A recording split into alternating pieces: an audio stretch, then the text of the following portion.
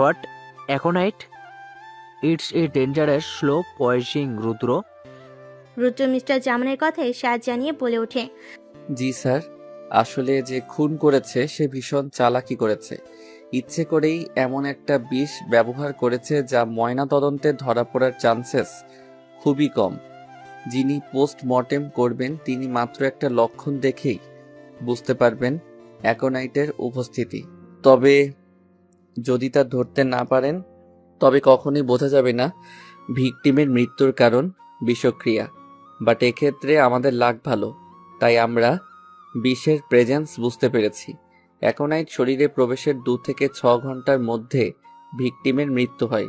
সেই হিসেবে বৃষ্টি ক্রাইম স্পটে পৌঁছানোর অনেক আগে বিষ প্রবেশ করেছিল মিস্টার আরমান আহমেদের শরীরে। আর ভিকটিমের বুকে যে ছুরি দিয়ে আঘাত করা হয়েছে তাতেও যে হাতের ছাপ পাওয়া গেছে তা বৃষ্টির নয়। তার চেয়েও বড় কথা, মিটার আরমানের পরিবারের কেউ এখানে থাকেন না, সকলেই থাকেন খুলনাতে।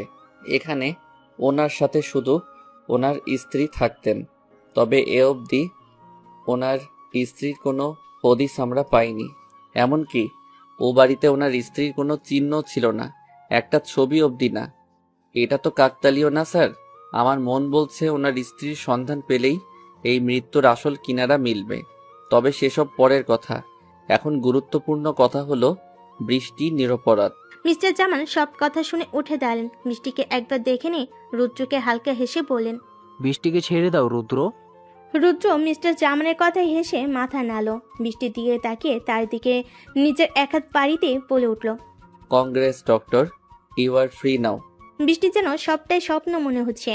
তার সামনে এত দ্রুত সবকিছু ঘটে যাচ্ছে যে সে বুঝতেই পারছে না কোনটা বাস্তবতা আর কোনটা কল্পনা। তবুও রুদ্রের বাড়ানো হাতটা আঁকড়ে ধরে সে চেয়ার ছেড়ে উঠে দাঁড়ালো। হালকা কণ্ঠে রুদ্রের চোখের দিকে তাকিয়ে তাকে জিজ্ঞেস করে উঠল।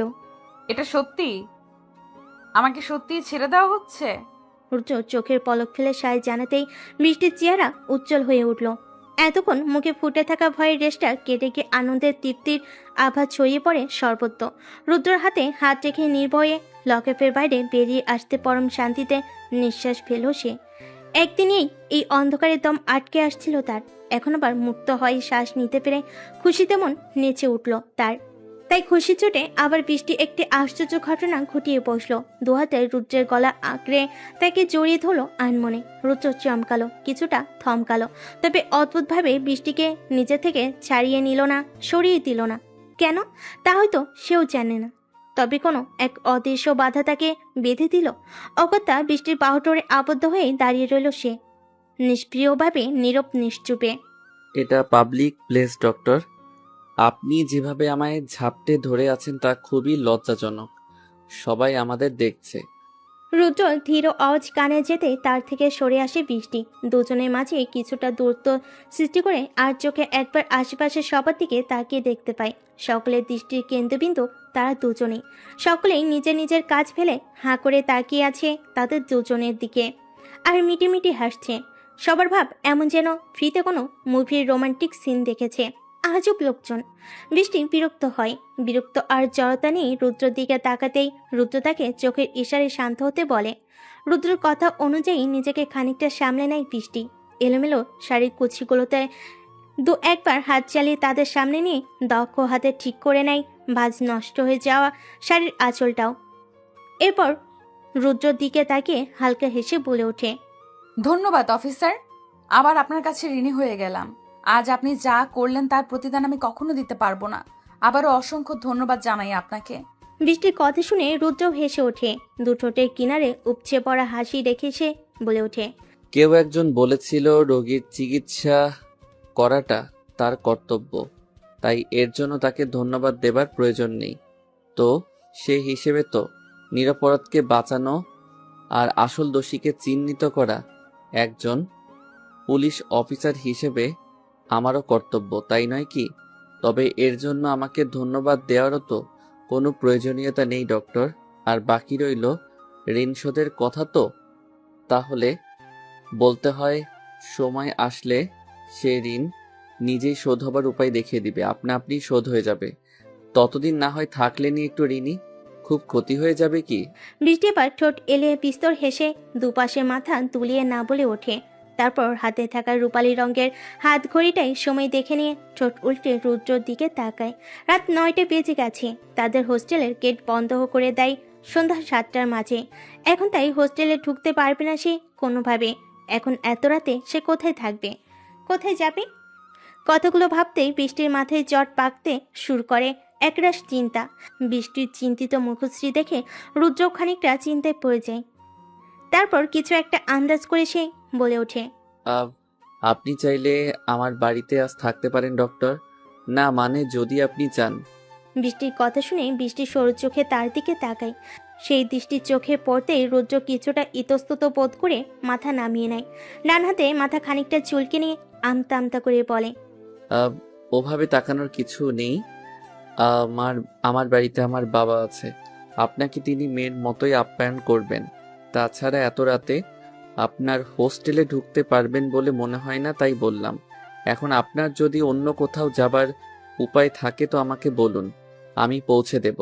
বৃষ্টির দৃষ্টি এবার আবার নত হয়ে আসে। পরপর দুটো পলক ঝাপটে নিয়ে সে আবার চিন্তার রাজ্যে ডুব দেয়। এত রাতে তার অন্য কোনো ফ্রেন্ডের কাছে গিয়ে তাদের বিড়ম্বনায় ফেলার সাথে সাথে নিজেও বিড়ম্বনায় পড়ার কোনো মানে নেই। তাছাড়া তার অধিকাংশ বান্ধবীরাই হোস্টেলে। যে 2-4 জন বাইরে থাকে তার তো পরিবারের সাথে থাকে। সেখানে এত রাতে হুট করে গিয়ে কি বলবে সে? বলে দেবে সে একটা জেল কাটিয়ে তারপর ফিরছে। কথা শুনে তার কি নজরে দেখবে তাকে? হোস্টেলে যদিও বা যাও যেত, কিন্তু সেখানে এই একই প্রশ্নে টর্চারই হবে। তখন সে সত্যিটা বলে কে জানে সবাই কি ভাববে তার সম্পর্কে। আর সত্যটা যদি লুকিয়ে কারি কারি মিথ্যা কথা বলে তবে সে নিজে শান্তি পাবে না। সব দিক ভেবে চিন্তে বৃষ্টির রুদ্রর দিকে তাকিয়ে মিনমিনে আওয়াজে বলে ওঠে, আমি আপনাকে বিশ্বাস করি অফিসার। আশা রাখছি বিশ্বাসের অমর্যাদা করবেন না। বৃষ্টির আড়ালে রুদ্র ঠোঁট টিপে হাসে। এরপর মুখে গাম্ভীর্যের ছাপ ফুটিয়ে তুলে বলে ওঠে, আপনি কি বাই এনি চান্স আমাকে সন্দেহ করছেন ডক্টর? এত সন্দেহ থাকলে আপনাকে যেতে হবে না আমার সাথে, আপনি থাকুন। রুদ্রর কথাই বৃষ্টির চকিত দৃষ্টি মিলে তার দিকে তাকায়। থাকুন মানে? রুদ্র কি তাকে থানাতেই থাকতে বলছি নাকি? অসম্ভব। আরো একটা গোটা রাত থানাতে থাকলে সে সাফোকেশনেই মরে যাবে। ভাবনায় বৃষ্টি একটা শুকনো ঢোক গিলে হকচকিয়ে গিয়ে বলে ওঠে, না না, আমি সন্দেহ করে রাখলাম। আমি তো জানান দিলাম বরং যে আমি বিশ্বাস করি আপনাকে। আমি যাব তো আপনার সাথে, যাব।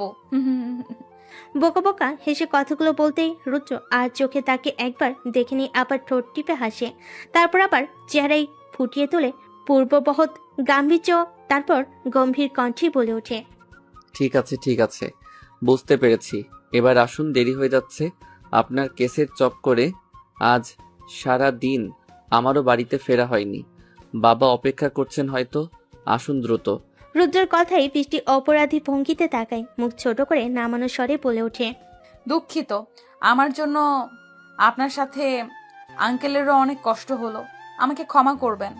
রুদ্র এবার স্বাভাবিকভাবে বৃষ্টির দিকে তাকিয়ে তার চোখে চোখ রেখে হালকা হেসে বলে, আপনি অযথাই এমন গিল্টি ফিল করছেন ডক্টর। আমি মজা করলাম, তবে আপনি মজাও বোঝেন না দেখছি।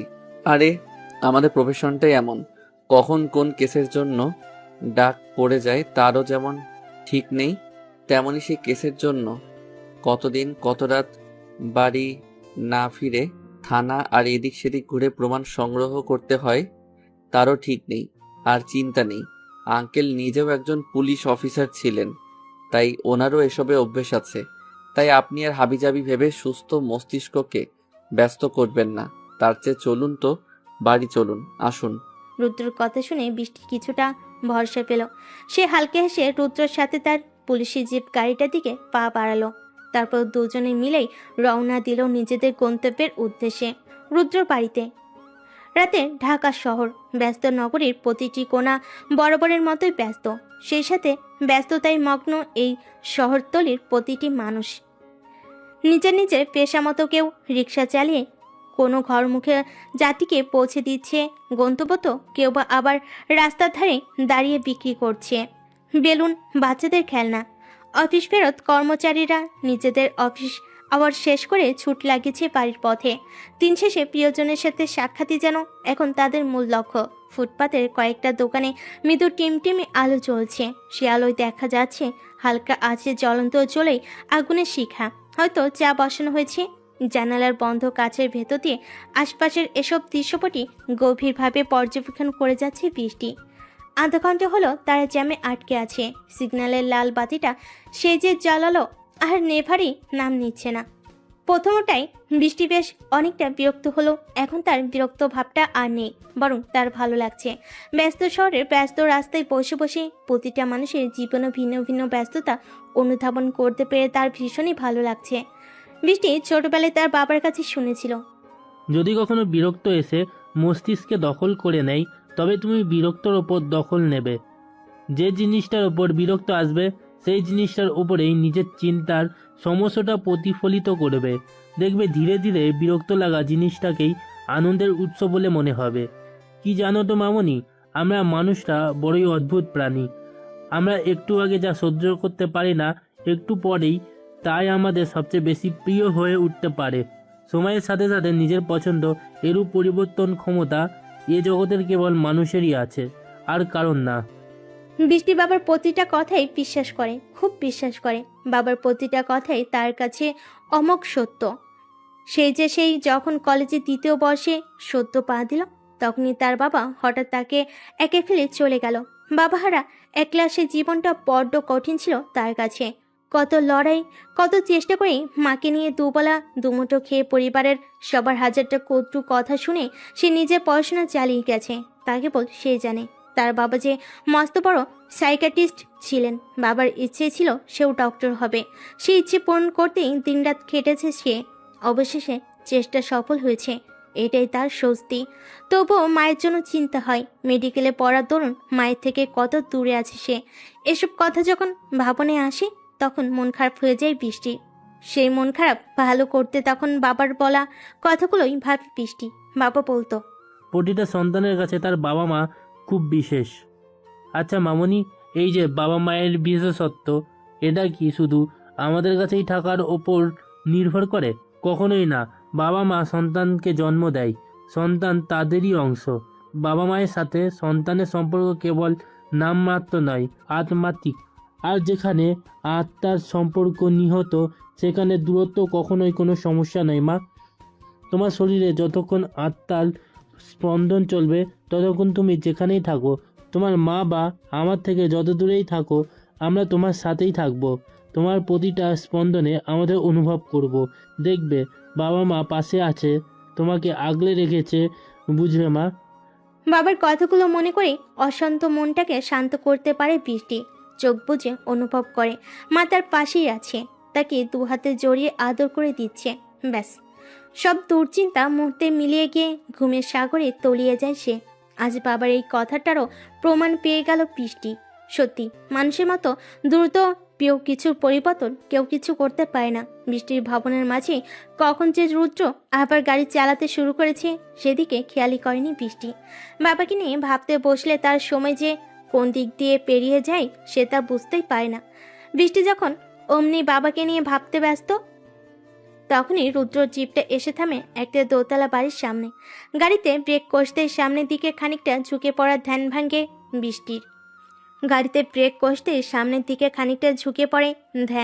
বৃষ্টির। ভাবনার রাজ্য থেকে বেরিয়ে এসে রুদ্রের দিকে তাকাতেই তাকে গাড়ি থেকে নামতে বলে রুদ্র। বৃষ্টিও ধীর পায়ে নেমে দাঁড়ায় গাড়ি থেকে। সে এখন রুদ্রর পাশে মর্মস্পর্শী নামে একটা সাদা ডুপ্লেক্স বাড়ির সামনে দাঁড়িয়ে আছে। মেন গেটটা ফাঁক করে রুদ্র বাড়ির ভেতরে পা রাখতে দেখে বৃষ্টি তার পাশে নেই। পিছু ফিরে দেখে মেয়েটা ইতস্তত দৃষ্টিতে গোটা বাড়ির অবয়ে চোখ বুলিয়ে যাচ্ছে। তার দৃষ্টিতে আড়ষ্টতা। রুদ্র গলা ছেড়ে বলে ওঠে, ডক্টর আসুন, ভয় নেই, আপনার বিশ্বাসের অমর্যাদা হবে না। রুদ্রর কথাই বৃষ্টি খানিকটা লজ্জা পায়। সে এর জন্য ইতস্তত বোধ করছে না। তার তো একটা অচেনা জায়গায় এভাবে হুট করে চলে আসতে সংকোচ বোধ হচ্ছে। এই যা, রুদ্রকে সে এই অল্প কদিনে যা চিনেছে, তাতে তার মন বলছে রুদ্র তার বিশ্বাসের মান নিশ্চয়ই রাখবে। সে নিয়ে তার সন্দেহ নেই। তবু তার এমন আচরণে রুদ্র হয়তো এমনটাই ভাবছে যে সে তাকে বিশ্বাস করতে পারছে না। ইস, লোকটা তার জন্য এত কিছু করলো, এখন তার এমন ভাবনা কি ওনাকে কষ্ট দেবে না? অবশ্যই দেবে। তাই বৃষ্টি আর দেরি করলো না। ঈষৎ সংকোচ নিয়ে কাপা কাপা বুক নিয়ে 2 হাতের আঙ্গুলে শাড়ির আঁচলের এক কোণা পেঁচাতে পেঁচাতে ঢুকে পড়লো বাড়ির ভেতর। মূল ফটক পেরিয়ে অন্দরে পা রাখতেই দরজা খুলে দিলেন মধ্যবয়স্ক এক ভদ্রলোক।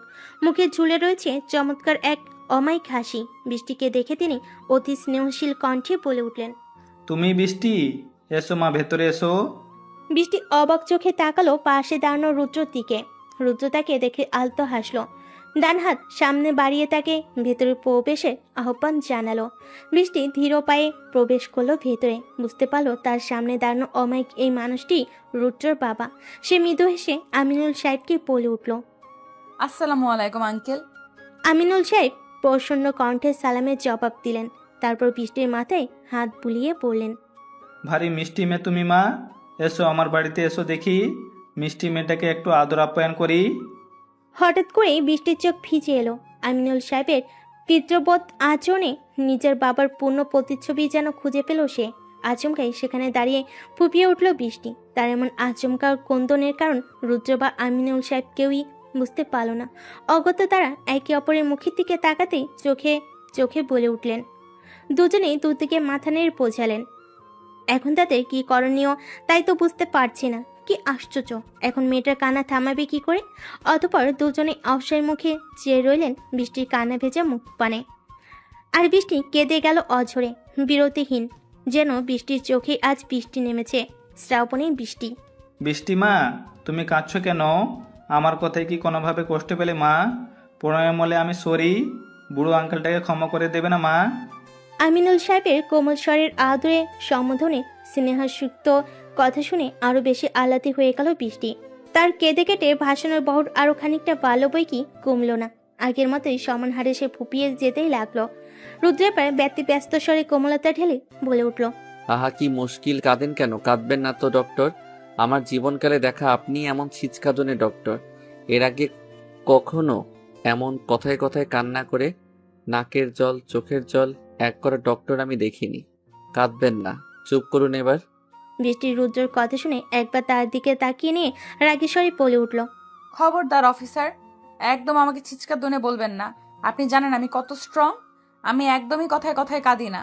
কথা শেষ করে নাক টেনে গাল ফুলে বসে রইল বৃষ্টি। রুদ্র তাকে একটু খুঁজিয়ে দিতে আবার বলে উঠল, হ্যাঁ, সেই জন্যই তো ডেড বডির পাশে বসে কেঁদে কেটে চোখ মুখ ফুলিয়ে ফেলেছিলেন।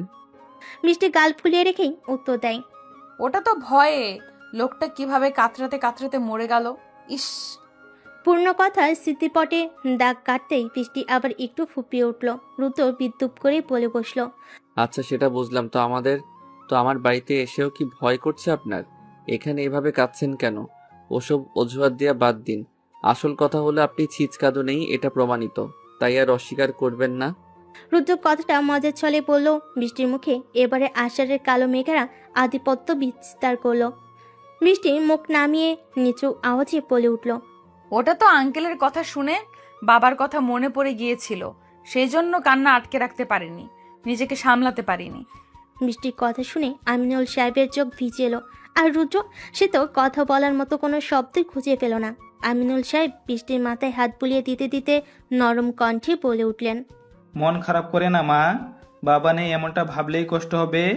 তার থেকে ভাবো বাবা তোমার সাথেই আছে, দূর থেকে তোমাকে দেখছে। তুমি শুধু অনুভব করো, দেখবে বাবা পাশেই আছে তোমার, অদৃশ্য মমতার চাঁদে জড়িয়ে রেখেছে তোমাকে, বুঝলে? বৃষ্টি নাক টেনে আমিনুল সাহেবের দিকে তাকিয়ে মাথা নাড়ল, যার অর্থ সে বুঝতে পেরেছে। আমিনুল সাহেব বৃষ্টির মাথায় আরেকবার স্নেহের পরশ বুলিয়ে দিয়ে উঠে দাঁড়ালেন। রুদ্রর দিকে তাকিয়ে বলে উঠলেন, অনেক রাত হলো, তোরা যা ফ্রেশ হয়ে নে, আমি খাবার বাড়ছি, তাড়াতাড়ি ফ্রেশ হয়ে খেতে আয়। কাল থেকে তো মেয়েটা খাওয়া হয়নি বোধ হয়, যা জলদি যা। এরপর বৃষ্টির দিকে তাকিয়ে ওর উদ্দেশ্যে বলে উঠলেন, মা তুমি বরং আমার রুমে ওয়াশরুমটায় যাও, রুদ্র নিয়ে যাবে তোমাকে। আর আমার ঘরে আলমারিতে কোটা সুতির শাড়ি পড়ে আছে, তার মধ্যে থেকে যে কোনো একটা পরে নিও। আসলে রুদ্র মা চলে যাওয়ার আগে ও কোটা শাড়ি রেখে গেছিল, আমি তো তাকে আজও ভুলতে পারি নাই, তাই তার স্মৃতি হিসেবে রেখে দিয়েছি শাড়িগুলো, আজ কাজে লেগে যাবে। আমিনুল সাহেবের কথাই বৃষ্টির কষ্ট হলো। রুদ্র তার মানে মা নেই। বৃষ্টি ভেবে নিল রুদ্রর মা মারা গেছে। ওদিকে বাবার মুখে মায়ের কথা শুনে রুদ্রর মুখে আধার ঘনালো। সে রাগত স্বরে বলে উঠল, এসব কথা বাদ দাও বাবা। ডক্টর বৃষ্টি, আপনি আসুন আমার সাথে, চলুন। হঠাৎ রুদ্রর মেজাজে এরূপ পরিবর্তনের কারণ বৃষ্টি ঠিক বুঝতে পারল না। তাই ট্যাপ ট্যাপ করে বার দুয়েক রুদ্রর দিকে তাকিয়ে থেকে সে রুদ্রর সাথে যাবার জন্য এগিয়ে গেল। সিঁড়ি ভেঙে দোতলার দক্ষিণ কোণার একটা ঘরের সামনে দাঁড়িয়ে রুদ্র বলে উঠল, এটা বাবার রুম বৃষ্টি, যান ফ্রেশ হয়ে নিন, আসছি। বৃষ্টি মাথা দুপাশে হেলিয়ে সাই জানাতে তার পাশের রুমটার ভেতরে গটগট করে ঢুকে গেল রুদ্র। সেদিকে কিয়ৎক্ষণ তাকিয়ে থেকেও বৃষ্টি চলে গেল রুমের ভিতর। পশ্চিম কোণে রাখা আলমারিটা কিছুটা অস্বস্তির সাথে নেড়েচেড়ে দেখল। সে কখনোই অন্যের শাড়ি পরতো না, কিন্তু কাল থেকে লকআপে ছিল সে। গা মাথা সব যেন কেমন ম্যাচ ম্যাচ করছে। পরনে থাকা শাড়ির হালও যাচ্ছে, তাই এ অবস্থায় তাকে শাওয়ার নিয়ে চেঞ্জ করতেই হবে, নইলে আজ রাতে অস্থিরতায় ঘুমোতে পারবে না। অগত্যা আলমারিটা বহু দ্বন্দ্ব নিয়ে খুলে তার এক কোণে সযত্নে আটপাট করে ভাঁজ করে রাখা শাড়িগুলোর মধ্যে থেকে একটা সাদা সুতোয় কাজ করা পাড়ের গাঢ় নীল শাড়ি বেছে নিল সে। তারপর সেটা নিয়েই ঢুকে গেল ওয়াশরুমে। মিনিট 20 সময় নিয়ে একটা লম্বা শাওয়ার সেরে বেরিয়ে এলো সে। পরনে সেই গাঢ় নীল রঙা শাড়ি, তোয়ালে দিয়ে মাথার ভেজা চুলগুলোকে একটু ঝেড়ে নিয়ে ভেজা শাড়ি ভেজা তোয়ালে একটা বালতিতে রেখে এদিক ওদিক তাকিয়ে রুমের বাইরে বেরিয়ে এলো বৃষ্টি। ভেজা কাপড় চোপড় কোথায় মেলবে তা নিয়ে ভাবতে ভাবতেই বাদিকে থাকা ছাদের সিঁড়ির দিকে নজর গেল তার। অমনি কিছু না ভেবে সিঁড়ি বেয়ে ছাদে উঠে গেল ভেজা কাপড়ের বালতি হাতে। ছাদের ঠিক রেলিং ঘেঁষে সে বারবার কাপড় মেলার জন্য দড়ি টাঙ্গানো দেখে সেদিকে এগিয়ে গেল। সেখানে দাঁড়িয়ে সবটা কাপড় ভালো মতো মেলে দিয়ে পিছু ঘুরতেই ঘটল এক বিপত্তি। তার পেছনে কখন যে রুদ্র এসে দাঁড়িয়েছে তা খেয়ালই করেনি সে। তাই আচমকা পিছু ফিরে রুদ্রকে দেখা মাত্রই ভয় পেয়ে কিছুটা চমকে গিয়ে দুপা পিছিয়ে যেতেই ভেজা কাপড় গড়িয়ে মেঝেতে পড়া জলে পা পিছলে যায় বৃষ্টি। ডাল সামলাতে না পেরে রেলিং থেকে নিচের দিকে পড়ে যাবার জন্য অনেকখানি হেলে পড়তেই হাতে টান অনুভব করে সে। ভয়ে খিচে আসা চোখ মুখ আলতো করে মেলে তাকাই সামনে দাঁড়িয়ে থাকা মানুষটির মুখপানে। ততক্ষণে রুদ্র তার শক্ত হাতের বাঁধনে বৃষ্টিকে সামলে নিয়েছে। হাতের টান দিয়ে বৃষ্টিকে সোজা করে দাঁড় করিয়ে তার দিকে রাগী দৃষ্টি নিক্ষেপ করে রুদ্র। বৃষ্টি সেই দৃষ্টিতে চোখ রাখতে না পেরে নত করে নেয় মুখ। রুদ্র রাগী স্বরেই বলে ওঠে, কি সমস্যা? সবসময় এমন চমকের মাঝে কেন থাকো? যা হয় তাতেই চমকাও। আর এত রাতে ছাদে এসেছো কেন? রাত বেরাতে ছাদে কি? বৃষ্টি দুহাত ঘষতে ঘষতে আমতা আমতা করে বলে, আসলে কাপড়গুলো মেলতে। Shut up. রুদ্রের ধমক শুনে চুপ করে যায় বৃষ্টি। কেঁপে ওঠে কিছুটা। রুদ্র আবার রাগ মিশ্রিত স্বরেই বলে ওঠে, কেন? রুমের পাশে যে বেলকনি নামক একটা বস্তু আছে তা চোখে পড়ে না তোমার? বেলকনিতে যাওনি কেন? বৃষ্টি আবার ভয়ে ভয়ে বলে ওঠে, আমি তো কাল ভোরেই চলে যাব। অত ভোরে আমার শাড়িগুলো আনতে আবার আঙ্কেলের রুমে গিয়ে ওনার ঘুম ভাঙাবো, তাই ভাবলাম। বৃষ্টিকে মাঝপথে থামিয়ে দিয়ে রুদ্র আবার বলে ওঠে, ভেবে একদম আমাকে উদ্ধার করেছো। এক্ষুনি আমি না ধরলে কি বিপদটা হতো ভাবতে পারছো? Careless girl. চলো এখন, বাবা খাবার রেডি করে বসে আছেন, চলো। বৃষ্টি আর কিছু বলল না, চুপচাপ রুদ্রর সাথে নিচে ডাইনিং রুমে নেমে গেল। তবুও মনে মনে এত বকা খাবার পরও একটু খুশি অনুভূত হলো তার। লোকটা যে রাগের মাথায় কখন আপনি থেকে তুমিতে চলে এসেছে তা হয়তো নিজেও বুঝতে পারেনি। তবে বৃষ্টি খেয়াল করে দেখলো রুদ্রের এই হঠাৎ পরিবর্তিত সম্বোধন তার ভালো লেগেছে, বেশ ভালো লাগছে। তাই বকা শুনেও খুশি মনে খাবার টেবিলে খেতে বসলো বৃষ্টি। খাবারের আয়োজন খুব সীমিত, ভাত, মুগ ডাল, কুচো চিংড়ি ভাজা আর টাকি মাছের ভর্তা। তবুও এই সীমিত আয়োজনেই খুব তৃপ্তি করে খেলো বৃষ্টি। রান্না খুবই সুস্বাদু। সবাই বলে নারী নাকি সংসারের ভিত্তি, তাকে ছাড়া সংসার সাজাতে পায় না। অথচ এই বাড়ির প্রতিটা জিনিসই খুব নিপুণভাবে সজ্জিত। দেখে বোঝার উপায় নেই এই বাড়িতে শুধু দুজন বাবা ছেলের বাস। বৃষ্টি মনে মনে হাসলো। এই বাড়ির সবকিছু তার বেশ মনোপুত হয়েছে, সাথে এই বাবা ছেলেকেও। কিন্তু এই একটা কিন্তুতেই আটকে গেল সে। তার যে স্বপ্ন দেখতে মানা, মাকে একা রেখে নিজের জন্য কোনো কল্পনার রাজ্য সৃষ্টির অধিকার তা নেই। তাই নিজের মনের মাঝে উকি দেওয়া কল্পনার জালকে সমূলে উৎপাট করে বৃষ্টি একটা দীর্ঘশ্বাস ফেল। তার জীবনে এসব সূক্ষ্ম সুন্দর অনুভূতির স্থান নেই। কি লাভ মিছে মিছে এসব নিয়ে ভেবে? পরিশেষে তো সেই না পাওয়ার কষ্টেই কাটতে হবে। কি দরকার রাত 12টা। বিছানায় বেশ অনেকক্ষণ কয়েকবার এপাশ ওপাশ করেও দু চোখে ঘুম দেখা না পেয়ে বিরক্তি নিয়ে উঠে বসলো বৃষ্টি। নতুন ঘর, নতুন বিছানা, এর জন্যই হঠাৎ তার ঘুম আসছে না। আজ রাতে তাকে থাকতে দেওয়া হয়েছে রুদ্রদের গেস্ট রুমটাই। আমিনুল সাহেব নিজেই তদারকি করে রুমটা পরিষ্কার করিয়ে দিয়েছেন। সাদামাটা ঘরটা বেশ মনে ধরছে বৃষ্টি। তবু এক চিরাচরিত নিয়মে অভ্যস্ত সে নতুন পরিবেশে তার ঘুম আসে না। বৃষ্টি কিছুক্ষণ বিছানায় থম মেরে বসে থেকে নেমে দাঁড়ালো। এদিক সেদিক কয়েকবার চোখ বুলিয়ে নিয়ে রুমের দরজাটা আলতো করে খুলে বেরিয়ে গেল রুম থেকে। গুটি গুটি বায়ে চলে এলো ছাদে। তবে ছাদে পৌঁছাতেই আটকে উঠল। ছাদের এক কোণে জ্বলতে থাকা আবছা টিমটিমে লাল বাল্বটার মৃদু আলোতে সে তার ঠিক সামনে একটা স্পষ্ট অবয়ব দেখতে পেল। এত রাতে ছাদে এমন ছায়ামূর্তির দর্শন পেয়ে ভয়ে ভয়ে সেদিকে এগিয়ে গেল সে একজন সায়েন্সের স্টুডেন্ট। এমন ভূতটুত তার বিশ্বাস করা মানায় না, কিছুতেই না। তাই ভয়ে কাঁপতে থাকা দূর বুক নিয়ে সে তার সাহসিকতার আর বিজ্ঞান মনস্ক চিন্তা ভাবনার পরিচয় দিতেই সোজা গিয়ে দাঁড়ালো সেই ছায়ামূর্তির একদম পিছনে। একটা ঢোক গিয়ে কাপা হাতে সেই ছায়া মানবের কাঁধের কাজটা স্পর্শ করতে যাবে, তার আগে আচমকা বৃষ্টির দিকে ঘুরে গেল সে। একই অন্ধকার, তারপর লালচে আলোতে সেই মুখশ্রী ভয়ঙ্কর বলে বোধ হলো বৃষ্টির কাছে। সে কিছু না ভেবে গোটা ছাদ কাঁপিয়ে দিল এক গগন বিদারী চিৎকার। আচমকা বৃষ্টির এমন আর্দ্র চিৎকারে তার সামনে দাঁড়ানো সেই ভয়ানক ক্রোধ হওয়া ছায়ামূর্তিও চমকে গেল। ছায়ামূর্তি বৃষ্টির হাত ধরে তাকে নিজের কাছে টেনে এনে নিয়ে যেতে মুখ চেপে ধরল তার। অপর হাতে পকেট থেকে ফোনটা বের করে ফোনের ফ্ল্যাশ লাইটটা জ্বালিয়ে একবার নিজের দিকে তো একবার বৃষ্টির দিকে আলো ফেলে বলে উঠল, কি সমস্যা বলুন তো ডক্টর? চেঁচান কেন? এত রাতে আপনার আবার ছাদে কি আজব? এমন ছাদ ঘেঁষা কেন আপনি? আর ছাদে এসে এমন চিৎকার কেন করবেন? আপনার চিৎকার শুনে যদি কেউ এখন ছাদে আসে তো কি ভাববে জানেন? আমাকে বাড়ি ছাড়া করাতে চান ডক্টর? সাংঘাতিক মহিলা মানুষ মানেই সাংঘাতিক, সব সময় বাঁশ দিতে রেডি থাকে, আজাইরা ঝামেলা। রুদ্রর কথা শুনে বৃষ্টি পার কয়েক চোখ পিটপিট করে তাকালো তার দিকে। বৃষ্টি থেকে কোনো উত্তর না পেয়ে বিরক্ত হয় রুদ্র। কপাল কুঁচকে জিজ্ঞেস করে ওঠে, কি সমস্যা? কথা বলেন না কেন? এখন কি ভোকাল কর্ডের চার্জ শেষ? এতক্ষণ তো দিব্যি চেঁচাচ্ছিলেন, এখন চুপ কেন? বৃষ্টির চোখের ইশারায় রুদ্রকে তার হাতে চেপে ধরা মুখের দিকে ইঙ্গিত করতেই রুদ্র খেয়াল করে। তড়ি করে বৃষ্টির মুখ থেকে হাত সরিয়ে নিয়ে দুহাত পকেটে গুজিয়ে দাঁড়িয়ে সে। বৃষ্টি এবারে আমতা আমতা করে বলে ওঠে, আমার ঘুম আসছিল না অফিসার, তাই ভাবলাম ছাদের মুক্ত পরিবেশে মুক্ত হাওয়ায় কিছুক্ষণ থাকলে হয়তো ঘুম চলে আসবে, তাই ছাদে আসা। কিন্তু এসে এই এত অন্ধকারে এক রাতে আপনাকে দাঁড়িয়ে থাকতে দেখে ভয় পেয়ে গেছিলাম। তাছাড়া বুঝতেও পারিনি ওটা আপনি, তাই চেঁচিয়েছি। Sorry officer. রুদ্র তীক্ষ্ণ দৃষ্টিতে একবার বৃষ্টির দিকে তাকালো। সেই দৃষ্টি এত আধারের মাঝেও বৃষ্টি ঠিক ধরে ফেল। তাই চোখে চোখ পড়তেই দৃষ্টি আনত করে দাঁড়িয়ে রইল সে। কিছু একটা ভেবে নিয়ে সে রুদ্রকে আবার বলে বসল, আচ্ছা অফিসার, একটা প্রশ্ন করি? রুদ্র অবাক নয়নে কিছুক্ষণ বৃষ্টির দিকে তাকিয়ে থেকে তাকে প্রশ্ন করার অনুমতি দিতেই বৃষ্টি তাকে জিজ্ঞেস করে উঠল, এই ছাদ ঘেঁষাটা কি জিনিস?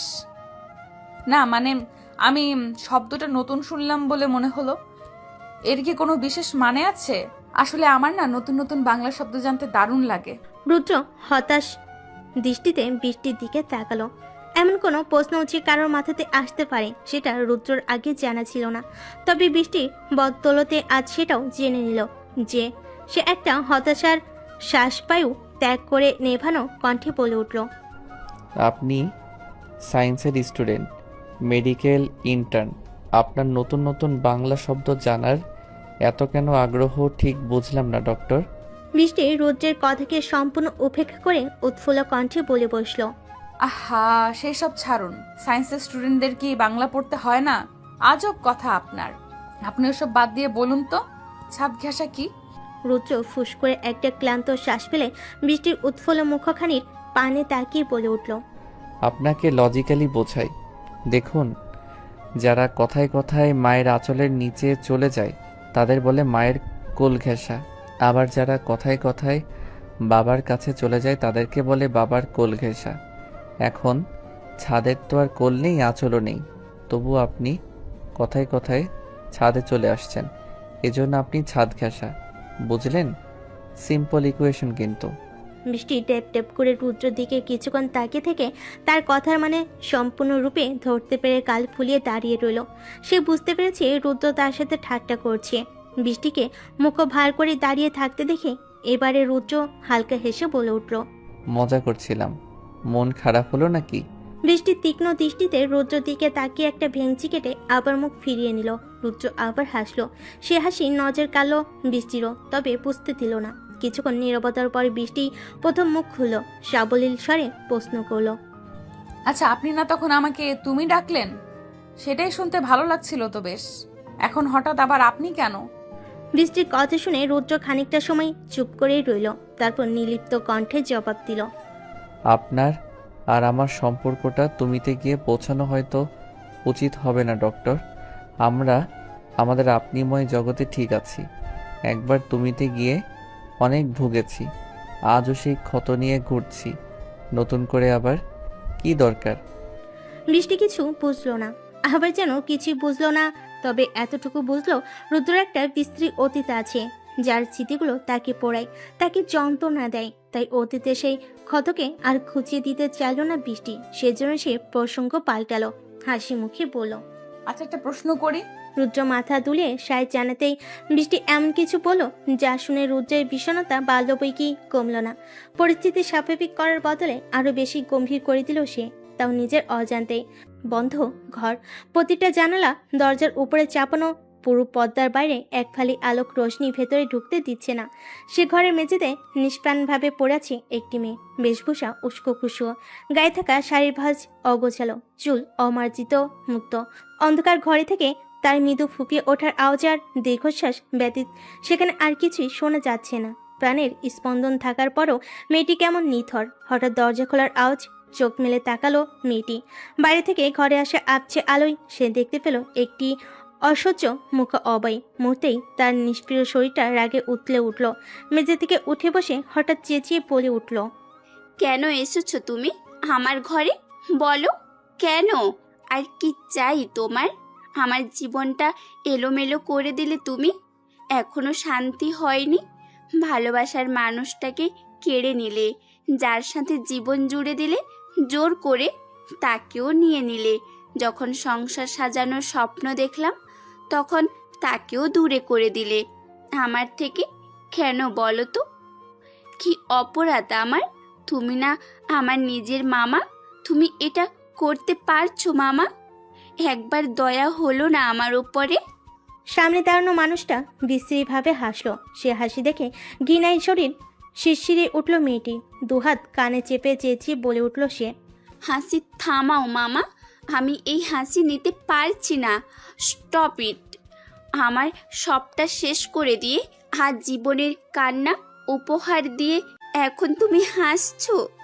বিবেকে বাঁধছে না তোমার? অবশ্য আমিও বা কি বলছি, বিবেক থাকলে তো বাঁধবে। তুমি তো একটা বিবেকহীন ঘৃণ্য মানসিকতার মানুষ। ছি, ভাবতেও ঘেন্না হয় তুমি আমার নিজের মামা। মেয়েটির রাগী কণ্ঠে বলা তাচ্ছিলের স্বর শুনে সামনে দাঁড়ানো লোকটিও এবারে রাগে গর্জে উঠল। ছুটে এসে মেয়েটির হাতের মুঠোয় মেয়েটির চুলগুলো খামচে ধরতে ব্যথায় কুকিয়ে উঠল মেয়েটি। লোকটি এবারে রাগতে ফুঁসতে ফুঁসতে বলে উঠল। ধারা মামনি, একদম চুপ। বেশি কথা তো বলা যাবে না, তাহলে যে বরের জন্য কলিজা এত কাঁপছে সোজা তার কাছেই পাঠিয়ে দেব, ভালো হবে? আর হঠাৎ এত প্রেম কোথা থেকে উঠলে পড়ছে তোমার নিজের স্বামীর জন্য? 1 মাসেই এত প্রেম যে 2 বছরের ভালোবাসাকেও ভুলে গেলে। বিয়ের আগে তো খুব রুদ্র রুদ্র করতে, তো এখন রুদ্রকে ছেড়ে আবার নতুন স্বামীর প্রতি প্রেমটা বেশি মনে হচ্ছে না? নিজের ভালোবাসা যে এমন ক্ষণে ক্ষণে পাল্টায়, সেটা কি কম ঘৃণার নাকি ধারা? যে আমাকে দেখে ঘৃণার চোখ মুখ কুঁচকে ফেলতো। ধারা জলভেজা চোখে তার মামার দিকে তাকিয়ে বলে উঠল। রুদ্রকে ভালোবাসতাম, আজও বাসি। ওর জন্যই বিয়েটা করেছিলাম বাধ্য হয়েই। তবে বিয়েটা দিয়ে আমার জীবনে অভিশাপের বদলে আশীর্বাদ এনে দিয়েছিলে তোমরা। এমন একটা মানুষকে আমার স্বামী হিসেবে চেয়েছিলাম যে আমাকে বুঝতো, ভালোবাসতো, বিশ্বাস করতো। তাই তো এত কম সময়েও আমার মনে ওনার নিজের একটা জায়গা করে নিয়েছিলেন উনি। ভালো না বাসলেও সম্মান করতাম ওনাকে। সেই সম্মানটুকুকে পুঁজি করেই সারা জীবন কাটিয়ে দিতে চেয়েছিলাম। আর বিশ্বাস করো, এতে সমস্যা হতো না। ওনার ভালোবাসা দিয়ে ঠিকই আমাদের সংসারটা সেজে উঠতো, ভালো থাকতাম। চলতে চলতে হয়তো ওনাকে ভালোও বাসতাম। কিন্তু তুমি তা হতে দিলে না মামা। আমার স্বামীকে খুন করলে তুমি, কেড়ে নিলে আমার থেকে। কেন মামা, কেন? কেন সবটা সাজানোর আগেই বারবার এলোমেলো করে দিলে তুমি? বলো না মামা, বলো। ধারা করা প্রশ্নে মামার উত্তর শুনে ধারা পুরো চমকে গেল। সম্বিত দৃষ্টি ফেলে নিষ্পলক তাকিয়ে রইল তার মামার মুখপানে, আর নিজের মনকে জিজ্ঞেস করলো, এও কি সম্ভব? আঙ্কেল আন্টিকে খুবই ভালোবাসতেন তাই না? উনি না থাকার পরেও এখনো ওনার স্মৃতিগুলোকে কত যত্ন করে রেখেছেন। পরিস্থিতি স্বাভাবিক করার প্রয়াসেই রুদ্রর সামনে তার মা বাবার ভালোবাসার প্রসঙ্গটা উত্তোলন করে বৃষ্টি। কিন্তু সে কি জানতো তার কথা পরিস্থিতি স্বাভাবিক না করে আরো বেশি জটিল করে দেবে। বৃষ্টির মুখে মায়ের কথা শুনেই রুদ্রর মুখের ভাব বদলে গেল। দাঁতে দাঁত চেপে সোয়াল শক্ত করে সে বলে উঠল, এই প্রসঙ্গটা বাদ দেই ডক্টর। আমার এই বিষয়ে কথা বলার কোনো আগ্রহ নেই। অন্য কিছু বলার থাকলে বলুন, আমি শুনছি। আচমকা রুদ্রর এমন মন বদলের কারণ ঠিক ধরতে পারল না বৃষ্টি। খানিকটা চিন্তা করে সে আপন মনেই ভেবে নিল, মায়ের কথা মনে পড়ে হয়তোবা রুদ্রর কষ্ট হচ্ছে। বাবার কথা মনে পড়লে তো বৃষ্টির এমন কষ্ট হয়। মনে মনে আফসোসের শীষ তুলে সে ভাবল, অযথাই লোকটার মন আরো বেশি খারাপ করে দিলাম। তাই এবার রুদ্রর মন ভালো করার চেষ্টা করে সে বলে উঠল, আচ্ছা অফিসার, আপনি কেমন মানুষ বলুন তো? এত মুড অফ করে থাকলে কি চলে? আমারও তো বাবা নেই, তাই জন্য কি আমাকে কখনো গোমরা মুখ করে বসে থাকতে দেখেছেন? আমাদের বাবা মা যেখানেই থাক, তারা সবসময়ই আমাদের দূর থেকে দেখেই যাচ্ছেন, তাই না? আমরা যদি এমন কষ্ট পাই, সেটা দেখে কি তাদের ভালো লাগবে বলুন তো? আর তাছাড়াও বাবা মা কি কারোর চিরকাল বেঁচে থাকে? একদিন না একদিন তো তারা সবাই ছেড়ে চলে যায় আমাদের হাতটা। তবুও আমাদের হাসতে হয়, বাঁচতে হয়, নিজেকে সামলে এগিয়ে যেতেই হয়। এটাই তো এই পৃথিবীর নিয়ম, সবচেয়ে নিষ্ঠুরতম নিয়ম। বৃষ্টি নিজের কথা শেষ করে রুদ্রর চোখে চোখ রাখতেই দেখতে পেল সে অদ্ভুত দৃষ্টিতে তার দিকে তাকিয়ে আছে। রুদ্রর এমন তাকানো দেখে বৃষ্টি কিছুটা ঘাবড়ে গেল। সে কি আবার কিছু ভুল বলে ফেলল? নিজের মনের সাথে এ নিয়ে ছোটখাটো এক প্রকার দ্বন্দ্ব করতেই রুদ্র তাকে মলিন স্বরে বলে উঠল, আমার মা আমাকে আর বাবাকে ছেড়ে চলে গেছে ডক্টর। বৃষ্টি রুদ্রর দিকে খানিক পিটপিট করে তাকিয়ে থেকে বলে উঠল। হ্যাঁ, সে তো আমিও জানি, বাট রুদ্র তাকে মাঝখানে থামিয়ে দিয়ে আবার বলতে শুরু করলো, আমার যখন 7 বছর বয়স, তখনই আমার মা আমার বাবাকে আর আমাকে একা করে রেখে চলে যান। চলে যান মানে কিন্তু মরে গেছেন এমনটা না। রুদ্রর এমন কথাই বৃষ্টি কিছুটা অবাক হলো। অবাক কণ্ঠে জিজ্ঞেস করে উঠল। তাহলে? রুদ্র এবারে একটা তাচ্ছিলের হাসি হেসে আবার বলতে লাগলো, তাহলে চলে গেছেন মানে দীর্ঘ 9 বছরের সংসার জীবনের শেষে আমার মায়ের মনে হয়েছিল সে আমার বাবার কাছে সুখী না। তার জীবনের সুখের জন্য যা যা চাহিদা তা বাবার পক্ষে পূরণ করা সম্ভব হচ্ছে না। আর সুখের সন্ধান দিতে তার জীবনে নতুন কোনো ব্যক্তির আগমন ঘটেছে। তারই হাত ধরে আমাদের দুজনকে একলা ফেলে চলে গেলেন। যদিও আমি জানি না সেই মানুষটা কে ছিল, যার দেয়া সুখের হদিসে মা এতটাই মশগুল হয়ে গেল যে আমাদের ছেড়ে যেতে একবারও বাদল না। তবে তারপর আর কখনো মায়ের কোনো খোঁজ পাইনি আমরা। বাবা অনেক চেষ্টা করেছিল একটা খোঁজ পাবার, তবে লাভ হয়নি। ইভেন আমরা তো এটাও জানি না আদৌ মা বেঁচে আছে নাকি মারা গেছে। তবে আমার মনে হয় বেঁচেই আছে। ইভেন ওনার নতুন সেই সুখের সিন্দুকের সাহচর্যে বেশ ভালোই আছেন। তাই হয়তো এতগুলো বছরে ওনার এটা একবারের জন্য মনে হয়নি যে ওনার একটা ছেলে ছিল যে ভীষণ মায়ের কোল ঘেঁষা ছিল, মাকে ছাড়া যার এক মুহূর্ত চলতো না। তাই তো একটা বারও সেই ছোট্ট ছেলেটার শৈশব তাকে টানেনি, ফিরিয়ে আনতে পারিনি। রুদ্রর প্রতিটা কথা বৃষ্টির কানে গিয়ে ঠিক এক একটা বিষাক্ত তীরের মতো আঘাত করে থেমে গেল। বৃষ্টি হতবাক নয়নে তাকিয়ে রইল কেবল এক আকাশ তার ছিল ভরা মিলান হাসির আড়ালে লুকোনো রুদ্রর অশ্রু সিক্ত চোখজোড়ার দিকে। তার মনে বারবার ঘুরে ফিরে বাঁচতে লাগলো একটাই প্রশ্ন। আচ্ছা, কারোর মা কি এমন হয়? সন্তানের প্রতি একটুও টান কি অনুভব করেননি রুদ্রর মা? তবে প্রশ্নটার উত্তর পায় না বৃষ্টি। সে শুধু ভেবে যায় বাবা তাকে বলেছিল বাবা মা প্রতিটা সন্তানের কাছে যেমন বিশেষ, ঠিক তেমনই প্রতিটা সন্তানও তার বাবা মার কাছে আরও বেশি বিশেষ। তারা চাই নিজেদের সবটা ঢেলে দিয়ে হলেও সন্তানের মুখে হাসি ফোটাবে। এজন্য বাবা মা সন্তানের সবচেয়ে কাছের, সবচেয়ে বেশি আপন। কিন্তু তার বাবার বলা কথার সাথে কেন রুদ্রমায়ের সমীকরণটা মিলল না? সে ছোটবেলায় পড়েছিল কিছু কিছু অঙ্ক সাধারণ নিয়মে সমাধান করা যায় না, তাদের জন্য প্রয়োজন পড়ে বিশেষ কিছু নিয়মের। রুদ্রমায়ের ক্ষেত্রেও কি তেমন কোনো বিশেষ নিয়ম আছে? থাকতে পারে। যদি তাই হয় তবে কি সেই সমাধানের বিশেষ পথ কি? দুহাত মুখ বাঁধা অবস্থায় খাটের এক কোণে পড়ে আছে ধারা। পড়ে আছে বলে ভুল হবে, মূলত তাকে ফেলে রাখা হয়েছে। সে অনেকবার হাতের বাঁধনটা খুলে ফেলার চেষ্টা করেছে, কিন্তু পায়নি। এতটাই শক্ত করে বেঁধে রেখে গেছে তার মামা যে কিছুতেই খোলা যাচ্ছে না। বাঁধনের জায়গাটাও ব্যথে চলে যাচ্ছে। মামার সাথে তর্কাতর্কির এক পর্যায়ে সেই যে ধারাকে এভাবে বেঁধে রেখে চলে গেছে, ধারাও বাধা দেয়নি। সে তার মামার এসব কুকর্মের পেছনের আসল সত্যিটা জেনে এতটাই বিধ্বস্ত আর বিস্মিত হয়ে পড়েছিল যে নিজেকে নিয়ে ভাববার সময় তার হয়নি। তবে এখন ধারার মনে হচ্ছে তাকে এই মানুষরূপী পিশাচের কবল থেকে বেরোতে হবে, নিজের জন্য না, তার স্বামীর জন্য। যে মানুষটা নির অপরাধ ছিল, অথচ শুধুমাত্র ধারার জীবনের সাথে জড়িয়ে পড়ার ভুলের জন্য যে কিনা আজ এই পৃথিবীতে নেই। নির্মম এক মৃত্যুকে সঙ্গী করে যে পরপরে পাড়ি জমালো। কতগুলো ভাবতেই বুকের ভেতরটা হু হু করে উঠল ধারার। ধারা ঠিক করলো তার জন্য সে এই অন্ধকার কূপ থেকে বেরোবে। একবার পুলিশের কাছে গিয়ে সবটা বলতে পারলে মামার সব খেলা শেষ। এটা ভেবে আপ্রাণ চেষ্টা করে গেল ধারা তার হাতে থাকা বাঁধনটা খোলার, কিন্তু কিছুতেই চেষ্টা সফল করতে না পেরে শেষ অবধি একটা হতাশ শ্বাস ফেলে ক্লান্ত দেহটা এলিয়ে দিল মেঝেতে। আর তার একটু পরে দু চোখে ভর করল রাজ্যের নিদ্রা। চোখ বুজে ধারা পাড়ি জমালো সেই নিদ্রার পুরীতে। নিশ্চুপভাবে মুখোমুখি দাঁড়িয়ে আছি রুদ্র বৃষ্টি। রুদ্রের চোখে পুরনো স্মৃতির আচরে জমা জল, আর বৃষ্টির চোখে সেই পুরনো ক্ষতকে খুঁচিয়ে দেবার অপরাধ বোধ। বেশ অনেকক্ষণে নীরবতা ভেঙে বৃষ্টি প্রথম কথা পারল। দুঃখিত অফিসার, আমি বুঝতে পারিনি।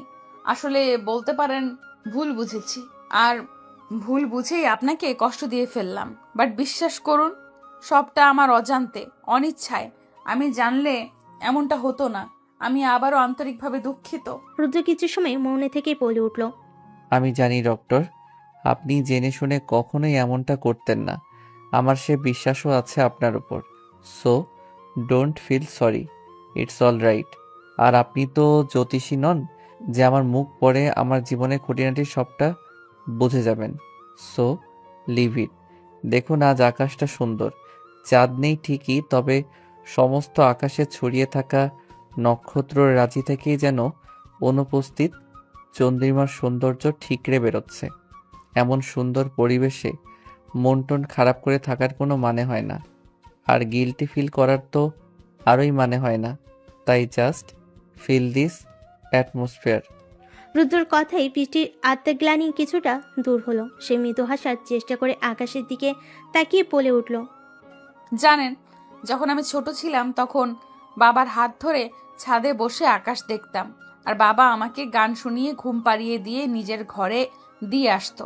আজ কত দিন হলো গান শোনা হয় না। আসলে কি বলুন তো, বাবা ভীষণ ভালো গান গাইতো, তাই বাবা চলে যাবার পরে আর কারোর গান শোনা হয়নি, ইচ্ছেই করেনি, তাই আর কি। তবে আজ একটা গান শুনতে বেশ মন চাইছে, তবে উপায় নেই হয়তো। রুদ্র বৃষ্টির কথা শুনে হাসে, তারপর একবার বৃষ্টির দিকে তাকিয়ে গলা ছেড়ে অতিশয় সুমিষ্ট কণ্ঠে সুর তোলে, তাকে অল্প কাছে ডাকছি আর আগলে আগলে রাখছি, তবু অল্পেই হারাচ্ছি আবার। বৃষ্টি যেন হারিয়ে গেছে রুদ্রর প্রতিটা গানের কথায়, প্রতিটা সুরের তালে, প্রতিটা ছন্দের রাগে। নিমিষেই মন খারাপ ভাবটা যেন হাওয়াই মিঠাইয়ের মতো উবে গেল তার। এখন একটা ঘোরের মাঝে থেকে চোখ বুজে গানটা অনুভব করে যাচ্ছে সে। তার ভাবনার মাঝে রুদ্রর হালকা হাতের ধাক্কায় ঘোর থেকে বেরোলো সে। তারপর রুদ্রের দিকে ফিরে একটা মিষ্টি হাসি উপহার দিয়ে বলে উঠল, ধন্যবাদ অফিসার। অনেকদিন পরে একটা মন ভালো করার মতো কারণ পেলাম আমার জীবনে, আর সেই কারণটা আমাকে দেবার জন্য অসংখ্য ধন্যবাদ। এবারে ঘুম আসবে, ভীষণ শান্তির ঘুম। রুদ্র আবারও হাসলো। তার মনে হলো মেয়েটার মন নিতান্তই সরল, সহজ, অবুঝ বাচ্চাদের মতো। অল্পতেই কি ভীষণ খুশি হয়ে যায়। তারপর হাসি মুখেই বলল, আচ্ছা, আপনাকে স্বাগত। এবার যান, গিয়ে ঘুমিয়ে পড়ুন, আর কাল সকাল সকাল রেডি হয়ে থাকবেন। আপনাকে হোস্টেলে পৌঁছে দিয়ে তারপর আমি ডিউটিতে যাব। বৃষ্টি একগাল হেসে মাথা নেড়ে সায় জানিয়ে নিচে নেমে এলো। বিছানায় গা এলাতে চোখের পাতা বুঝে এলো ঘুমের বহরে। বহু অপেক্ষার পরে কোনো প্রিয় প্রাপ্তিতে হয়তো এতটাই আনন্দ হয়, এতটাই নিবিড় শান্তি হয়। ধীরে ধীরে ঘুমের অতলে তলিয়ে যেতে যেতে বৃষ্টি এটাই ভাবলো, আর তার মন উত্তর দিল। হ্যাঁ হয়। পরদিন সকালটা খুব দ্রুতই চলে এলো যেন। রাতের আধার কাটিয়ে প্রথম ভোরের রবি আলোকে আলোকিত হলো ধরা। সেই সকাল একা এলো না, সাথে নিয়ে এলো তিনটে আলাদা আলাদা মানুষের জীবনের মন নেওয়া আলাদা আলাদা কাহিনী নিয়ে, যাতে তারা তিনজন আবার একসাথেই বাধা পড়ে গেল। সকালে ব্রেকফাস্ট সেরেই বৃষ্টিকে নিয়ে বেরিয়ে পড়ে রুদ্র। বৃষ্টিকে তার হোস্টেলে পৌঁছে দিয়ে তাকে বিদায় জানিয়ে গাড়ি ঘোড়ায় থানার উদ্দেশ্যে। প্রতিমধ্যে মুঠোফোন বেজে ওঠায় গাড়ি থামিয়ে কলটা রিসিভ করতেই বিপরীত পাশ থেকে কনস্টেবল আব্দুল কণ্ঠ কানে আসে তার। কিন্তু কনস্টেবল আব্দুলের কাছে যা শুনে তা শোনার জন্য রুদ্র মোটেও প্রস্তুত ছিল না। সে তাড়াতাড়ি গাড়ি স্টার্ট দেয়। যত দ্রুত সম্ভব তাকে থানাতে পৌঁছাতে হবে। একমাত্র সেখানে সব প্রশ্নের জবাব, যার উত্তরের খোঁজ করে যাচ্ছে রুদ্র। তুমি? প্রচণ্ড রকমের বিস্ময় নিয়ে প্রশ্নটা ঠিক তার বিপরীতে দাঁড়ানো রুক্ষ বেশা মেয়েটির দিকে ছুড়ে দিল রুদ্র। তাই এমন বিস্ময় দেখে মিলান হাসলো ধারা। তারা দুজনে এখন মুখোমুখি দাঁড়িয়ে আছে। তখন রুদ্রকে ফোন করে কনস্টেবল আব্দুল এটাই জানিয়েছিল যে ভিকটিম আরমান আহমেদের স্ত্রী নাকি থানায় এসে বসে আছেন, আর উনি নাকি কিছু বলতে চান ওনার স্বামীর খুনের ব্যাপারে। এ কথা শুনেই রুদ্র দ্রুত ছুটে এসেছে থানায়। আসল অপরাধীকে খুঁজে বের করার তাড়নায় তাকে টেনে নিয়ে এসেছে। কিন্তু এখানে এসে যে সে এত বড় একটা চমক পাবে তা রুদ্রর ভাবনা অতীত ছিল।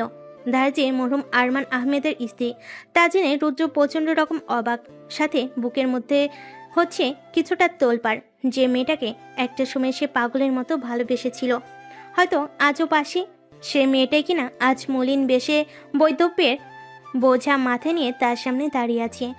রুদ্রর বুকের ভেতর একটা ক্ষীণ চিনচিনে ব্যথা অনুভব করলো।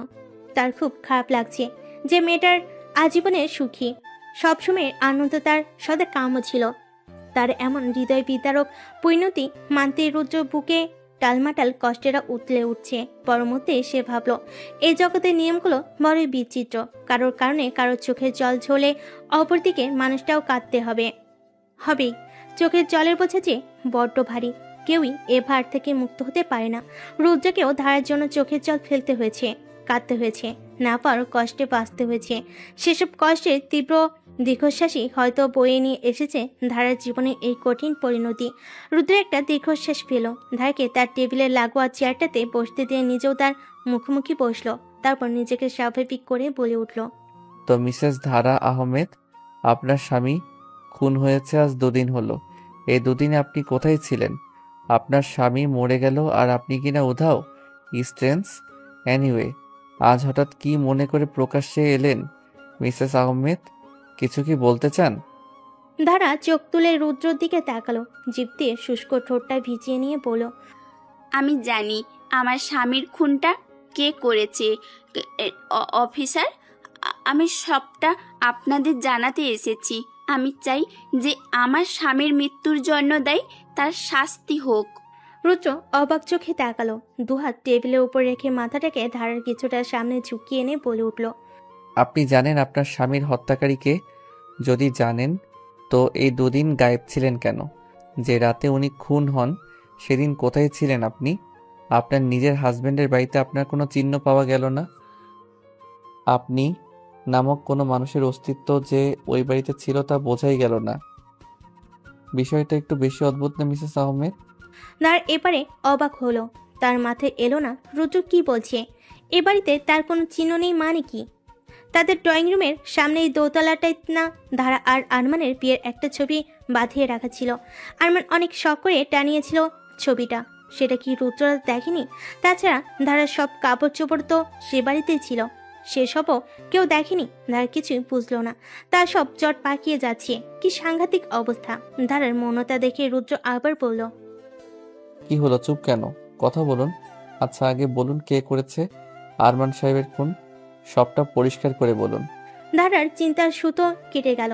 সে কয়েকবার চোখের পলক ফেলে অত্যন্ত সাবলীলভাবে বলে উঠল, আমার স্বামীর হত্যাকারী আমার মামা মিস্টার রুহুল আমিন অফিসার। উনি করেছেন আরমানের হত্যা। ধারার কথায় রুদ্র চমকালো। কথা বলার ভাষাটাও হারিয়ে ফেললো যেন।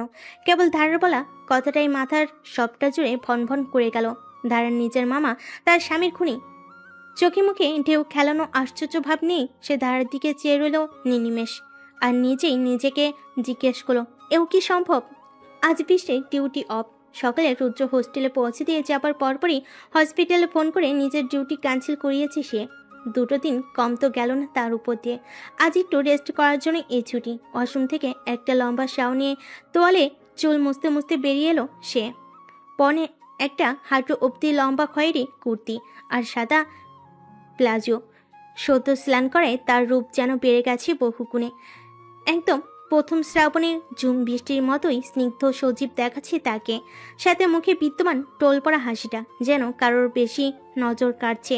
বিছানায় শুয়ে শুয়ে প্যাথোলজিও নিয়ে একটা গুরুত্বপূর্ণ ম্যাগাজিন পড়ছিল টুম্পা, বৃষ্টির রুমমেট। এবারে মেডিকেল দ্বিতীয় বর্ষের ছাত্রী। আচমকা ম্যাগাজিনের পৃষ্ঠা থেকে মুখ তুলে বৃষ্টির দিকে চোখ পড়তে তার চোখ বৃষ্টিতে আটকে গেল। টুম্পার ভীষণভাবে মনে হতে লাগলো তার সামনে আস্ত একটা পরী দাঁড়িয়ে আছে, বৃষ্টির মতোই স্নিগ্ধ স্বচ্ছ সজীব পরী, যার স্নিগ্ধ মুখশ্রীর দিকে তাকালেই চোখ জুড়িয়ে যায়, বুকে খেলে যায় প্রশান্তির বাতাবরণ। তোয়ালেটা বেলকুনিতে মেলে দিয়ে এসে টুম্পাকে এক দৃষ্টিতে তার দিকে তাকিয়ে থাকতে দেখে বৃষ্টি ভোর কুচকে তাকায়। ডান ভোরটা একটু উঁচিয়ে দাঁতে নিচের ঠোঁটটা কামড়ে ধরতেই গালে ভাসে একটা নিখুঁত ছোট্ট গর্ত। টুম্পার আরও ঘোর লাগে। সে ভেবে পায় না একটা মেয়ে এত সুন্দর কি করে হয়। টুম্পার ভাবনের মাঝে বৃষ্টি তার দিকে কয়েক পা অগ্রসর হয়। আগের মতোই দাঁতে ঠোঁট চেপে ধরে টুম্পার সামনে তুড়ি বাজেতে ঘর থেকে বেরোয় টুম্পা। তারপর ঘন ঘন কটা পলক ঝাপটে হাতে থাকা ম্যাগাজিনটা একপাশে বন্ধ করে রেখে প্রায় লাফিয়ে উঠে বসে বিছানার উপর। বৃষ্টি হকচকিয়ে পিছিয়ে যায় দুপা। টুম্পা বিগলিত কণ্ঠে বলে ওঠে, আপু তুমি এত কিউট কেন? হাই, এত সুন্দর কেন হলে তুমি বলো? আমি তো তোমাকে বিয়ে টিয়ে করে ফেলতে পারবো। হ্যাঁ, কষ্ট। চোখের সামনে এত মিষ্টি একটা মেয়ে ঘুরঘুর করবে, অথচ আমার তার সাথে চেয়েও প্রেম করা হবে না, কারণ আমরা স্বজাতি। এটা কোনো কথা? আজ মনে হচ্ছে আমার ভাইটা যদি বড় হতো, আহা, একদম ভাবি বানিয়ে তুলে নিয়ে যেতাম তোমাকে, তারপর সারা জীবন আমার সাথে সাথেই থাকতে। কি মজা হতো। সে ভাইটা তো সবে ক্লাস 10। আপু, এভাবে ছ্যাঁকা খেলাম, জীবনে কোনো ছেলেকে দেখে ক্রাশ না খাওয়া আমি তোমাকে দেখে উঠতে বসতে ক্রাশের উপর ক্রাশ খেয়ে যাচ্ছি। এটা কোনো কথা বলো তো? টুম্পার কথা বলার ভঙ্গি আর কথা শুনে বৃষ্টি হাসতে হাসতে খাটে লুটিয়ে পড়ল। পেটে হাত চেপে পুরো বিছানা গড়গড়ি দিল হাসির তোড়ে। তারপর নিজের হাসিটা বহু কষ্টে সামলে টুম্পার উদ্দেশ্যে বলে উঠল, আহারে, সত্যি বেচারার বড্ড কষ্ট। তোমার কষ্টে আমিও কষ্টিত টুম্পা, মারাত্মক কষ্টিত। তারপরে আবার হাসতে লাগলো বৃষ্টি। টুম্পা গাল ফুলিয়ে বলে উঠল, हमारा दुख तुम क्या समझोगी बरसात आपू, क्रश तो हम खाइए। বৃষ্টি এবার দম ফাটা হাসিতে মাতল। এবারে তার সাথে হেসে উঠল টুম্পাও। হাসি থামিয়ে টুম্পাই আবার কথা শুরু করলো। কপালে সরু চিন্তার ভাঁজ ফেলে গম্ভীর স্বরে বলে উঠল, কি ব্যাপার বলো তো আপু? 2 বছর থেকে দেখছি তোমাকে, তবে মনে হচ্ছে আজ বেশি সুন্দর হয়ে গেছো। কাহিনী কি? কি চলে? আমি তো শুনেছি মানুষ প্রেমে পড়লে বেশি সুন্দর হয়ে যায়, তোমার ক্ষেত্রেও কি তাই নাকি আপু? ও আল্লাহ, এমনটা বইলো না, আমি ছ্যাঁকা প্রাপ্ত মাইয়াটা আবার ছ্যাঁকা খাবো। টুম্পার কথাই বৃষ্টির লাজুক হাসলো। ডান হাতের উল্টো পিঠে টুম্পার বাম বাহুতে আলতো আঘাত করে লজ্জা মিশ্রিত কণ্ঠে বলে উঠল, যাও, তুমিও না। কি যে বলো, তেমন কিচ্ছু না। টুম্পা বৃষ্টির লাজরঙ্গা মুখখানি দেখে আরো উৎসাহ পেল। তাই বৃষ্টি থামতে বলেও সে থামলো না, বরং আরো বেশি উৎফুল্ল হয়ে বলে উঠল, আচ্ছা, ব্লাশিং, বুঝেছি বুঝেছি। বৃষ্টিতে শ্রাবণের দেখা পেয়েছি, বৃষ্টি আপু প্রেমে পড়েছে। বৃষ্টি টুম্পার দিকে তাকিয়ে মুখ ফসকে বলে ফেল, শ্রাবণ না, বৃষ্টি সূর্যের প্রেমে পড়েছে। সেই সূর্য যার উপস্থিতি বৃষ্টিকে ম্লান করে দেয়, তেমনি সেও আমার মনের সব বাধা, সব নিষেধকে ম্লান করে দিয়েছে নিজের অনন্য ব্যক্তিত্ব আর স্বভাবের প্রখরতা দিয়ে। বাধ্য করেছে সব ভুলে ভালোবাসতে, তার প্রেমে পড়তে। টুম্পা এবার চেঁচিয়ে বলে উঠল, ও হো হো, আহা কি প্রেম! তারপর মজার ছলে গেয়ে ওঠে, এত প্রেম আমি কোথাও পাবো না, এত প্রেম আমি কোথাও পাবো না। তোমার হৃদয়ে রাখিতে আমার সাধ্য কিবা তোমারে, দয়া না করিলে কে পারে। টুম্পার কথা আর কানের তালে বৃষ্টি নিজের লাজে রক্তিম মুখখানি নত করে বসে রয়, আর তার ঠোঁটের কোণে প্রশান্তির হাসি আর চোখে ভাসমান আনন্দই জানান দেয় সে প্রেমে পড়েছে। রুদ্র নামক অদ্ভুত ব্যক্তিটির প্রেমে আচ্ছন্ন হয়েছে।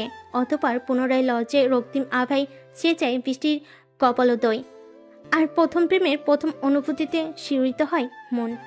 আপনার মামা কেন আপনার স্বামীকে খুন করতে যাবে মিসেস আহমেদ? ঠিক বুঝতে পারছি না। Can you please explain? Rudra বিচলিত কণ্ঠে ধারার দিকে প্রশ্নটা ছুড়ে দিতেই ধারা চোখ বুজে নিল। লম্বা একটা শ্বাস ফেলে বলতে আরম্ভ করলো, আমার স্বামীর হত্যাকারী আমার মামা, আমার আম্মুর নিজের ভাই। আমার স্বামীর হত্যাকারী অফিসার, আর ওনার এই সহিংস মনোভাবের কারণটা আজকের নয়, বহু পুরনো। তখন আমার বয়স এই বছর 8 হবে। আমার মামাতো ভাই রিসাত আমিন, সে তখন 15 বছরের কিশোর। অতটুকু বয়স থেকেই নাকি ভাইয়া আমাকে পছন্দ করতেন। কোনো বিশেষ কারণে ভাইয়াকে সাপোর্ট করত মামাও। নিজের স্বার্থে অতটুকু ছেলের মনটা ধীরে ধীরে বিষিয়ে দেন তিনি। রিসাত ভাইয়ার মনে এটা ঢুকিয়ে দেন যে আমাকে ভাইয়ার হতেই হবে, আমার ওপর কেবল ভাইয়ারই অধিকার। ব্যাস, রিসাত ভাইয়াও আমার উপরে অধিকার খাটাতে আরম্ভ করে। কোনো ছেলের সাথে কথা বলতে দিত না, কাউকে আমার আশেপাশে ঘেঁষতেই দিত না, আমাকে বাইরে সবার সাথে খেলতে দিত না। ওর যুক্তি ছিল, আমি যখন ওর, তখন শুধু ওই আমার সাথে খেলবে, কথা বলবে, আমার জগৎটা ওর মাঝেই সীমাবদ্ধ থাকবে। আমার এমনটা ভালো লাগতো না, কিন্তু ভাইয়ার কথা না শুনলে কেমন যেন পাগলের মতো আচরণ করত, চিৎকার করতো, কাঁদতো। এসব দেখে আব্বু আম্মুও বলল ভাইয়া যা চাইছে তেমন ভাবেই চলতে। ছোট মানুষ, তাই হয়তো খেলার সাথীকে আর কারোর সাথে দেখতে পারে না। মেনে নিলাম। রিসাত ভাইয়ার শাসন, বারণ, অযথা অধিকার বোধ কেটে গেল আরও কয়টা দিন। তারপর একদিন আমি স্কুলে যাওয়ার পর নতুন একটা ছেলে পরিচিত হতে এলো আমার সাথে। আমিও পরিচিত হলাম। মিনিট 3 মতোই হয়তো ছেলেটার সাথে কথা বললাম হেসে হেসে। সেটাই হলো কাল। রিসাত ভাইয়া দূর থেকে সেটা লক্ষ্য করলো নিপুণভাবে, আর বিষয়টা যে সে ভালোভাবে নেয়নি তা বলা বাহুল্য। স্কুলে কিছুই বললেন না। বাড়ি ফেরার পরই আমাকে এক প্রকার টেনে নিয়ে গেলেন ছাদের কোণের চিলেকোঠা ঘরটাতে। ছুঁড়ে ফেললো পুরনো আসবাবপত্রে ভর্তি ঘরটার মেঝেতে, দরজা আটকে তারপর আমার দিকে ফিরল। আমি আঁতকে উঠলাম। ধীর পায়ে আমার দিকে এগোতেই একটা দৃঢ় থাপ্পড় এসে পড়ল আমার গালে। ফুপিয়ে উঠলাম। অনেক অনুরোধ করলাম আমাকে না মারার, কিন্তু শুনলই না। সজোরে একটার পর একটা আঘাত করে গেল অনবরত। এরপরে যখন আমার কান্নার বাঁধন ছাড়া হলো, তখন হাঁটু মুড়ে বসে পড়ল আমার সামনে। 2 হাতে চোখের জল মুছে দিয়ে নরম কণ্ঠে বলে উঠল, তুই জানিস না আমি তোর পাশে কাউকে সহ্য করতে পারি না? বল, তাও কেন অন্য ছেলের সাথে কথা বলিস তুই, তাও হেসে? আমার কষ্ট হয় বুঝিস না? শুনে রাখ ধারা, তুই আমার, আমি ছাড়া আর কেউ থাকবে না তোর জীবনে, তোর আশেপাশেও না। বাবা বলেছে তুই শুধু আমার। খুব শখ না তোর অন্য ছেলের সাথে কথা বলার? আজকের পর থেকে আর কখনো সে সাহস দেখাবে না। আজকেই তোকে একদম আমার করে নেব। আমি ভাইয়ার কথার কিছু না বুঝলেও আঁতকে উঠলাম। বুকের ভেতরটা ধক করে উঠল। বুঝতে পারছিলাম কিছু একটা তো খারাপ হবে, কিন্তু তাই বলে সেটা যে এতটা খারাপ কিছু তা ভাবিনি। অতটুকু বয়সে আমার ছোট্ট মনটাতে একটা বীভৎস দাগ কেটে দিল রিশাদ ভাই। নিজের অধিকার বোধ প্রকাশ করতে, প্রমাণ করতে ঝাঁপিয়ে পড়ল আমার ওপরে। বিশ্বাস করুন, আজও ওর ঠোঁটের প্রতিটা জঘন্য স্পর্শের কথা মনে পড়লে ঘৃণায় শরীরের সব রোম দাঁড়িয়ে যায়। দীর্ঘ আধ ঘন্টা বন্ধ করে পশুর মতো অত্যাচার করার পর যখন আমাকে ছেড়ে দিল, তখনও বুঝিনি আমি যে আমার সাথে ঠিক কি করেছিল সে। শুধু তীব্র যন্ত্রণার কিছু অনুভূতির সাক্ষী হয়েছিলাম। বুঝিনি 8 বছর বয়সে নিজের গায়ে ধর্ষিতার ট্যাগ লাগিয়ে ফিরছি আমি, তাও নিজের মামাতো ভাইয়ের হাতে। দরজা খুলে যখন বাইরে বেরোলো, তখন বাইরে ঠাঠা রোদ। ভর দুপুরে ছাদে এমনিতেও কেউ নেই। আমাকে হাত ধরে চিলেকোঠার থেকে বের করে বাইরে নিয়ে এলো। আমার পোশাক তখন এলোমেলো, স্কুল ড্রেসের প্রতিটা ভাঁজ নষ্ট, বিনুনি করা চুলের অনেকখানি বেরিয়ে এসেছে বাঁধন ছিঁড়ে। রিশাদ ভাইয়া বলল, যা হয়েছে তা ভুলেও কাউকে না জানাতে। আমি ওরই স্ত্রী হব। আমার উপর এই অধিকার তাই ও প্রয়োগ করতেই পারে। বরং কেউ যদি জানে তো আমারই বদনাম হবে। আমার ছোট্ট মাথা এত কিছু বুঝতে পারল না। সে শুধু এটাই বুঝেছিল যে আমার সাথে খারাপ কিছু হয়ে গেছে, খুব খারাপ। তাই রিশাদ ভাইয়ের কথা মতো চুপ করে থাকতে পারিনি আমি। ছুটে আম্মুর কাছে গিয়ে সবটা বলে দেই ওনাকে। সবটা শুনে আম্মু থমকে যায়, ভাষাহারা হয়ে নিস্তব্ধ হয়ে দাঁড়িয়ে রয় বেশ কিছুক্ষণ। তারপর আব্বু আর মামাকে ফোন করে ডাকে। ওনারা আসার পর আম্মু যখন সবটা খুলে বলে, তখন আব্বু বিস্ময় আর রাগে আঘাত করে রিশাদ ভাইয়াকে। মামাও অনেক শাসন করেন ভাইয়াকে। আব্বু আর মামা বিজনেস পার্টনার হওয়াতে মামা আর আমরা একই ফ্ল্যাটে থাকতাম, কিন্তু সেদিনের ঘটনার পরে বড়রা ঠিক করলো মামারা অন্যত্রে শিফট করবেন। সে মতে ব্যবস্থাও হলো। ওইদিকে আমি এত ভয় পেয়েছিলাম যে নিজেকে ঘরবন্দি করে নিলাম। বাইরে বেরোতাম না, কারোর সাথে কথাও বলতাম না, একদম নিষ্প্রাণ হয়ে বসে থাকতাম। রিশাদ ভাইয়া বহুবার আমার সাথে কথা বলতে চেয়েছেন, তবে আমি বলিনি, বলতেই পারিনি। 2 দিন পর মামারা যখন চলে যাবেন, তখনই রিশাদ ভাইয়া বাইনা করলো সে আমাকে ছেড়ে কোথাও যাবে না, কিছুতেই না। মামা বোঝালো, ধমকালো, তবুও সে তার জেদের কাছে অনড়। এত জেদ করে যখন কোনো লাভ হলো না, তখন রিশাদ ভাই ছুটে চলে গেল ছাদে।